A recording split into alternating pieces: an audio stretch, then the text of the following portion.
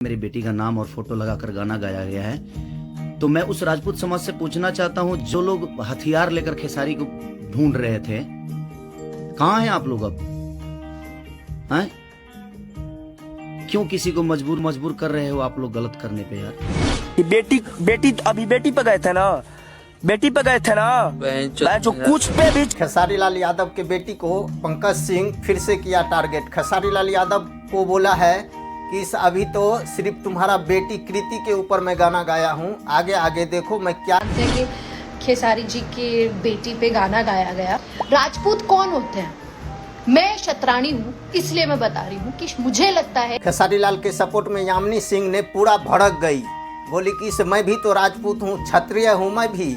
ऐसा नहीं करना चाहिए पंकज सिंह को, किसी के बेटी के ऊपर पर्सनली गाना गाए और फोटो चिपका के, खेसारी लाल यादव का फोटो चिपका के रिलीज करना सोशल मीडिया पे, ये गलत है। यामिनी सिंह ने बोली कि मैं सबके साथ काम कर चुकी हूँ, पवन सिंह हो, चाहे दिनेश लाल यादव जी हैं, चाहे खेसारी लाल यादव हो, चाहे कल्लू जी हैं, चाहे रितेश जी हैं और चिंटू पांडे जी हैं, सबके साथ मैं काम कर चुकी हूँ।